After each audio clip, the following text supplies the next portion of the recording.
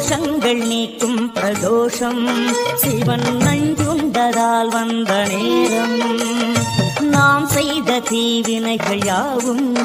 அந்த பிறை சூடனருளாலே தீரும்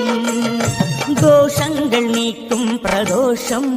சிவன் நஞ்சுண்டதால் வந்த நேரம்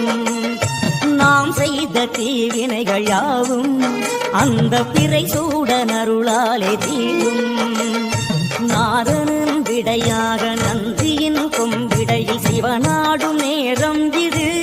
சிவன் வரும் சுகமான நேரம் இது சிவவும் நம சிவாய தோன்றி வளர்ந்து துலங்கிடும் கதிரே சூலநாதனே போற்றி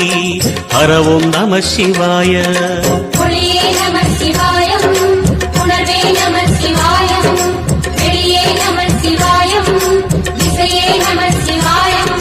மோனவ